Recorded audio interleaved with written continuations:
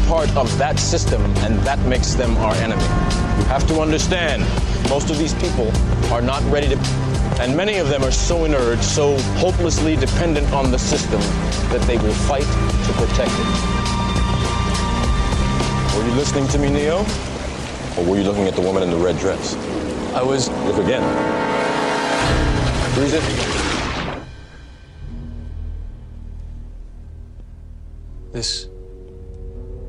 This isn't the Matrix. No. If you are not one of us, you are one of them. What are they? They are everyone, and they are no one. We have survived by hiding from them, by running from them. Someone is going to have to fight them. Someone. I won't lie to you, Neo. But where they have failed, you will succeed. Why? Yet their strength and their speed are still based in a world that is built on rules. Because of that, they will never be as strong or as fast as you can be. What are you trying to tell me? What are you trying to tell me? What are you trying to tell me? That I can dodge bullets? That I can dodge bullets? That I can dodge bullets? No, Neo. No, Neo. I'm trying to tell you that when you're ready, you won't have to. You won't have to. You won't. This is it? Let me give you one piece of advice. Be honest. He knows more than you can imagine.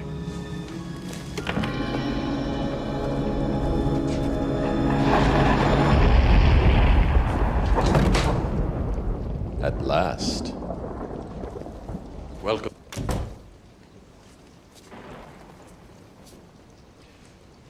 I imagine that right now you're feeling you have the look of a man who accepts what he sees because he is expecting to wake up. Ironically, this is not far from the truth. Do you believe in fate? Why not? Because I don't like the idea that I'm not in control of my life. I know exactly what you mean.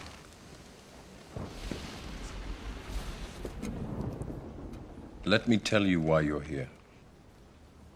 You're here because you know something. What you know you can't explain, but you feel it. You felt it your entire life, that there's something wrong with the world. You don't know what it is, but it's there, like a splinter in your mind, driving you mad. It is... Do you know what I'm talking about? You can feel it when you go to work, when you go to church, when you pay your taxes. It is the world that has been pulled over your eyes to blind you from the truth.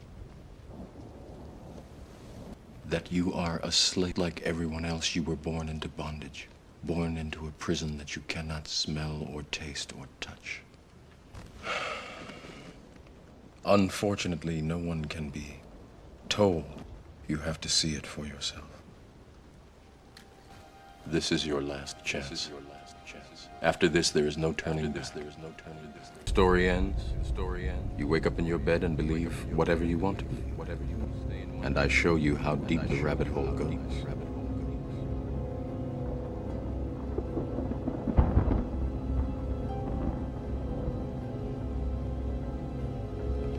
Remember, all I'm offering is the truth, nothing more.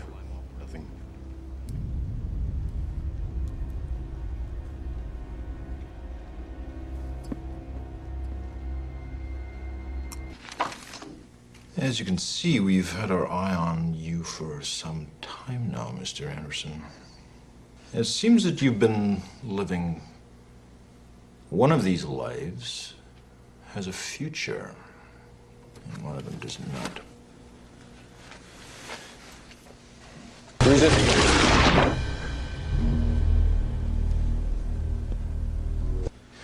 I'm going to be as forthcoming as I can. My colleagues believe that I'm wasting my time with you, but I believe you wish to do the right thing. We're willing to wipe the slate clean, give you a fresh start. And all that we're asking in return is your cooperation in... And you give me my phone call. You disappoint me. You can't scare me with this Gestapo crap. I know my rights. I know my rights. I want my phone call. I want my phone. I know you're out there. I know you're out there. I can feel you now. I can feel you now. I know that you're afraid. I know that you're afraid. You're afraid of us. You're afraid of change. I don't know the future. I didn't come here to tell you how this is going to end. I came here to tell you how it's going to begin. I'm going to hang up this phone, and then I'm going to show these people what you don't want them to see. I'm going to show them a world. Where we go from there, where we go from there, choice I leave to you. Choice I leave.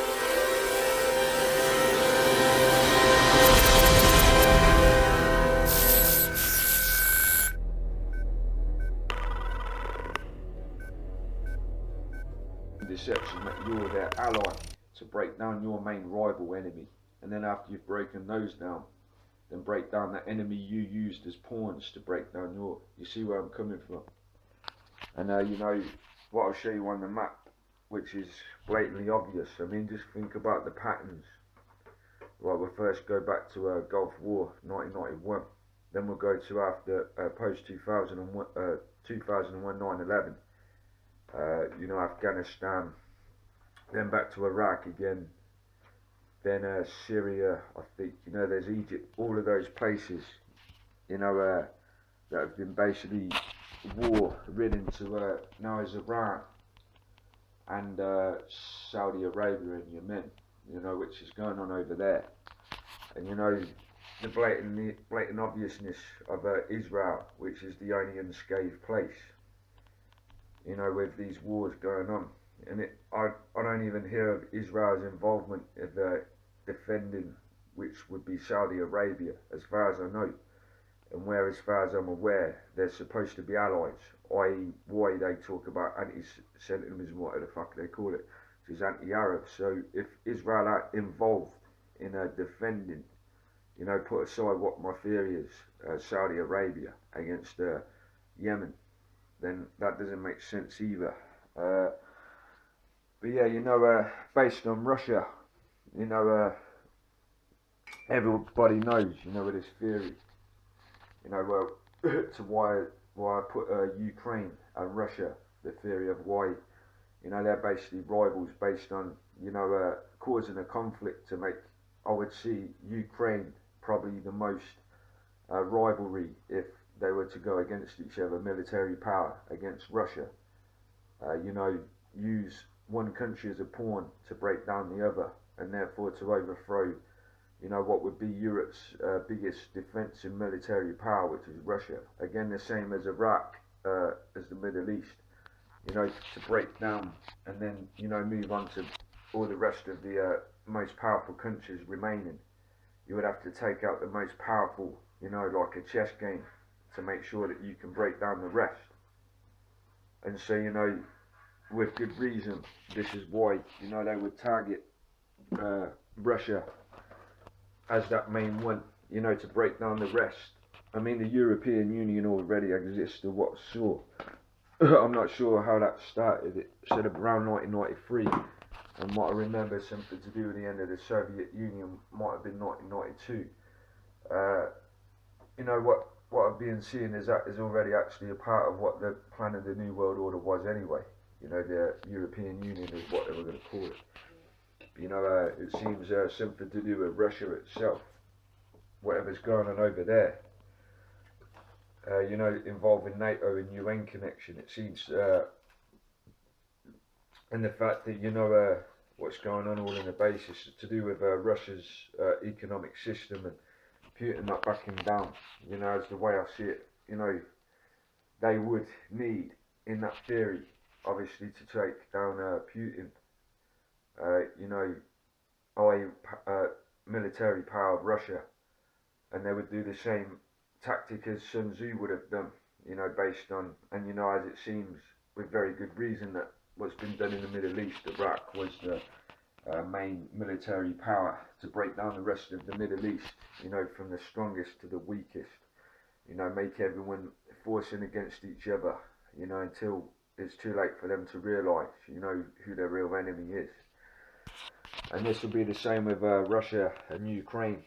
you know, whatever that was, you know, basically what I put in theory with good reason, you know, because Russia's defended itself against its economic takeover over there. You know, it seems they would have left Russia until they could get back to them. And the way I see however the Ukrainian conflict started was, you know, how it's got to where it's got to, you know, and they always would have fought ahead. So therefore, you know, it always would have been, you know, simply put, in the minds of these people, if using Sun Tzu's Art of War, would be get Ukraine against Russia, the most two rivals, make them each other's enemy to break each other down, and then they would have caused the false flag MH17.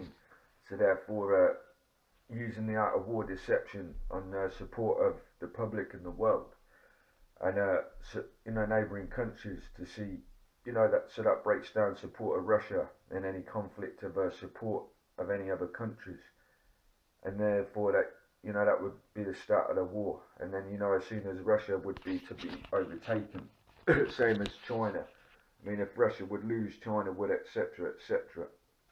And there's another country, you know, which is on Russia's side, which therefore would have the economic takeover, you know, control. Another very big country, highly populated, and you know they've got decent business terms over there. So, you know, in the minds of bankers, banking cartel, of what they call the Illuminati, etc., you know, to take over a world, you know, i.e. via that mind control method, what I was talking about, it would be based on deception and stalling the world of the public, therefore to keep the 99% asleep. You know, at the same time of using art of deception to make allies each other's enemies, to break each other down. So the strongest are breaking down little by little until their weaknesses are right at the bottom. And by the time they realise they're too defensive, too defenceless. So if you start seeing that, you know, as much as I worked it out, and I'll show you on the, you know, the what I put together on paint. It's just basically showing how they would have done it Middle East and how they'll do it with Russia and Europe, etc. And you'll start to see the mind of the banking cartel, of what they call them, you know, what they call the Illuminati, shadow government, you know, the people holding the strings of all the leaders of those countries what under control of the Federal Reserves and central banks.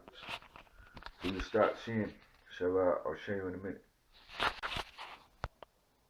So yeah, you know, based on this, you know, referring back to, you know, like Iraqi Gulf War, that was the first one, you know, dating back Afghanistan, Osama bin Laden, something to do with CIA's rivalry, like the Russian Soviet or something back there.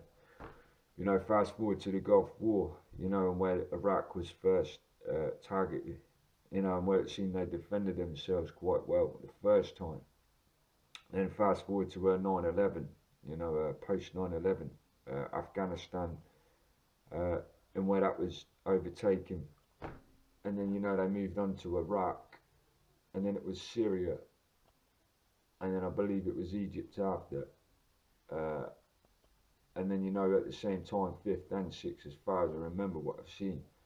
Now it's Iran and, you know, Yemen, which are against, you know, Iran against Israel, Yemen against Saudi Arabia. You know, this is how it's going, but as you see, you can see how it's a breakdown of the powers of the countries. You know, take out the most powerful, which Iraq would have been first, the Gulf War. And what it seems to me, you know, they've all been broken down power to power. And what they would have done, you know, if we call this the banking cartel, you know, like Sun Tzu's Art of Deception, Art of War, is, as I said, use the enemy of the enemy as pawns. You know, lure them in with some bait to say we're your ally.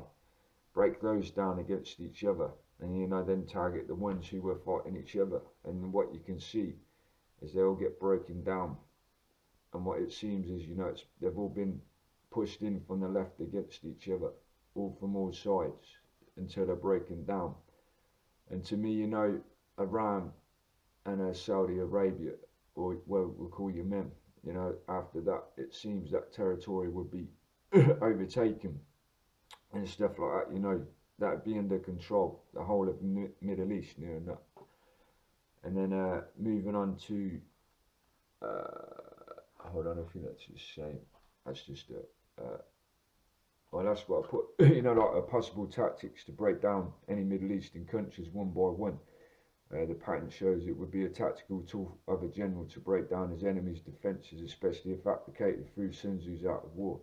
Lots of things I remember which would apply to this if used on a continent too, especially with getting an enemy to fight their side to help break them down, then break down the enemies who held them down afterwards. Art of deception would work in this tactic, possibly with the same with the Russian and the Ukrainian conflict, as Russia is Europe's biggest defence military-wise in Europe. Possible slow settle takeover of two continents, i.e. Europe and the Middle East. As seen, you know, from that, the Middle East would be nearly complete in these terms. Thus, Europe would be next one to overthrow, in which they would have many advantages of overthrowing Russia too, which I said about the economic system itself. You know, this is where we're going. I mean, I remember the old conflicts with the Soviet Union, with a lot of the previously mentioned countries with the conflicts. But you know, in this one, all I know is of what I've seen briefly is Estonia, Latvia, Belarus, obviously Ukraine. You know, but you know, with those, there's NATO forces on those where the borders are for going into Russia. Now, you using that same tactic, as I said. You know, as we know, Russia is, you know, Europe's biggest power in military. You know, it's a big rival for any other country, I would believe, as much as America is. So, you know, in those tactics, what you would have to do is break down the biggest military power to overtake the others, which is less powerful.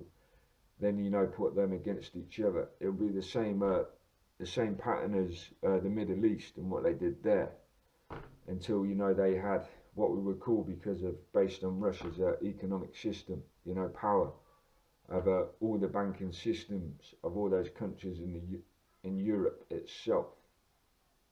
You know, I'll try and be as quick with this one as I can. And you know, this moves up into you know, a bigger diagram showing taking over, I mean, a whole, you know, not just Europe, but you know, that whole continent, Asia, etc., everywhere, Middle East. And as you can see, you know, when China gets involved again, you know, they can take over there, same as North Korea, which in common with Russia and China and North Korea is they don't have central banks owned by what they call the banking cartels, i.e. Illuminati.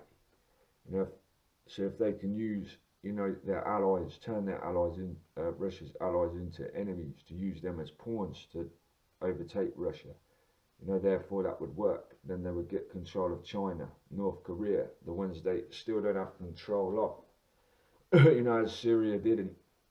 Not sure what's going over there now, but you know, you can see where it goes. It's all about resources and money in the eyes of bankers. You know, and what that will do, as you can see, it pushes everything in, and you can see how it works. And then I move on. And as I said, you know, Nathan Rothschild, as he said himself, you know, about basically where he has a central bank.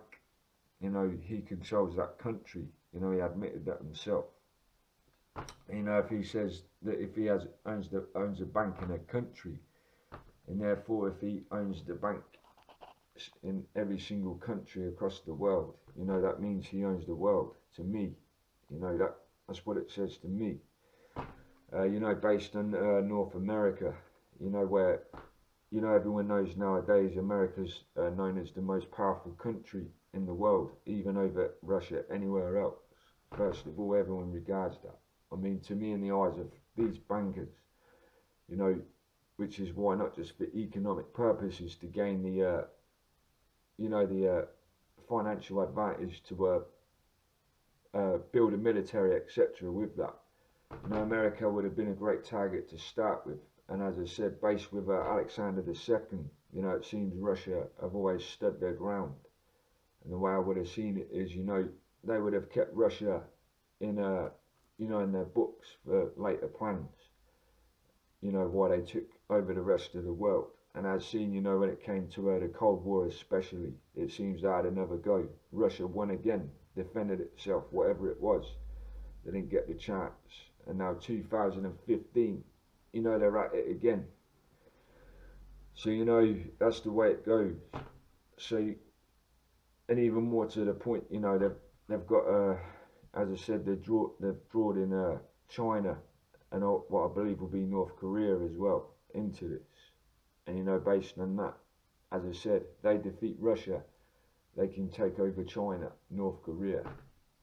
You know, and like I said, you know, those three countries I would see as, you know, being the finalisation of, you know, taking the economic control of every country in the world. And therefore, you know, have rule of the world. Do what they want, because all those governments will be in their pockets. And then, you know, regarding Israel, and this is where it goes along to based on facts. You know, there is Rothschild Boulevard in Tel Aviv, you know, Israel. Now, you can look that up yourself. And, you know, connecting the dots, you tell me, you know, on the basis of what I've said before, you know, regarding, you know, it's a country which is untouched in the middle of the Middle East, you know, where these wars have happened. You know, regarding ISIS, what I said about them. And, you know, as I said, if this ISIS, which is Syria, were developed in Syria, you know, right next door to Israel, how come, you know, they've gone to Iraq, etc., but they haven't touched Israel? You know, where, apart from the Christian, there's also a Muslim population in Israel, which are basically what they should see, you know, as a place to attack when they see Palestine being attacked, the Muslim population. And yet, you know, Israel's not even been attacked. But, you know, other Middle Eastern countries, ironically, via this Muslim, pro-Muslim movement, etc., terrorist organisation, which is supposed to be anti-Western, and where Israel, you know, seem to be one of the main ones, you know, part of, you know, basically part of the Western movement. So, you know, that doesn't make sense of what they're about anyway. But, you know, connecting, you know, you can't have more obviousness, you know, from what I said about the Rothschilds, when there is a place called Rothschilds Boulevard, you know, in Israel itself. And, you know, as I said, everyone else in the Middle East is near enough Arabic. Israel, you know, Caucasian. So therefore, you know, based on history and where around 1948, and, you know, simply to do with the Nazi regime and where it was immigrated to Israel, you know, you're starting to see what I'm seeing. And if you can't see that for yourselves, you know, I don't have any hope for you. Because as I said, that's the way it goes. Break down the biggest power, then the next biggest power, until, you know, all of them are broken down and you have control of those areas. And it'll work the same for Europe and everywhere else, Asia, i.e. China, North Korea, etc. And, you know, in the eyes of a banking cartel, you know, i.e. the Illuminati shadow government, control, you know, control of the country's money supply, control of the country, control of the continent, control of the continent, control of the world, control of the world. So, you know, if you can't see that yourselves, you know, I don't have any hope for you. And as I said, you know, President Putin obviously knows more, you know, than anyone else. You know, to me, he seems to be one of those people, which is why, you know, all that stuff has happened between Ukraine and Russia anyway. Because as I said, the man spoke out against, you know, what they call the Rothschilds. And as soon as I said, referring to Woodrow Wilson, who said basically about this superpower who controls America, that anyone who speaks out against it is in danger. And, you know, that can be any political leader of the world. so you can see why. You know, but as I said, based on Russia's power defense, not easy to attack unless controlled by them with full ownership. So that's, you know, my theory is why, you know, it's going how it's going between now. So, you know, I try and keep that as brief as possible, and hopefully you'll see what I'm seeing, you know, when you watch this. Hello world. We want you to get up and join the revolution. We want you to wake up and make you see what's wrong in this world. We want you to resist against your system of the 1%. We want you to take action, protest and fight for your rights. So get out on the streets and claim what is yours. Who are we? Good question. The answer is you. We are you. You are us. We are anonymous. We are all the 99%. We are legion. We are many. We are freedom. We are justice. We forgive. We do not forget. Expect us. Time for the peeps in the streets to the millions, marching the street with the feet with the peace. We're where the militants, vigilance is critical. Think of your family, the old to the little dudes. Fight for your freedoms, rights for the poor. The more we unite, the lies in the war. Boys down the drain like the drop on the floor. The war that we fight, we rise for the score. The more we advise and we right at the doors. We prove that we're here, not the types who ignore. Many pennies count, making every difference. Listen if you live in doubt, taking every lyric. Minutes here, they're running out every second. Listen, get the sellers out, metaphorical weapons. Thinking for your guns and your power is presence. Keep your hands on your guns, people stand cause we're one. Don't you trust anyone? Keep your hand on your gun. Don't you trust anyone? Mates is a proper and a dropping on my knowledge. Got up on the honest news, stepping with the college. My promise to my God is that I drop it cause they honour you. Follow me or follow me, you do what you wanna do. Gonna do it anyway cause any day depends. The day that your lives change, fam to your friends. Stick to your guns and no matter how they ridicule. Threaten you with violence and treat you like a criminal. Little do you know that your silence is critical. Little from the bigger to the principle. Listen to your dude on the screen cause it's seen. These that are shatter speech, wishing you the best and I mean disbelief cause you live when you're mad at each. Losing the change for the range of your jacket. Things that you voted, armies you're not. But if I stick to your guns and keep them loaded. Don't you trust anyone? Keep your hand on your gun. Don't you trust anyone? Mates the amazing signing out. Shout outs to Anonymous, David Icke, People's Voice, Immortal Technique, Dangerous, Loki, Vinny Pass, and all the freedom guys out there. Call us conspiracy spirits, we're critical. We are all the 99%. We are legion. We are many. We are freedom. We are justice. We forgive. We do not forget. Expect Keep us. your hand on your gun. Don't you trust anyone? Keep your hand on your gun. Don't you trust anyone? Keep your hand on your gun. Don't you trust anyone? Keep your hand on your gun. Don't you trust anyone? Make a resolution, bring our humanity to a new Revolution. The path of the righteous is beset on all sides by the iniquities of the selfish and the tyranny of evil men. Blessed is he who in the name of charity and goodwill shepherds the weak through the valley of darkness, for he is truly his brother's keeper and the finder of lost children. And I will strike down upon thee with great vengeance and furious anger those who attempt to poison and destroy my bride. And you will know my name is the Lord when I lay my vengeance upon thee. Power to the people.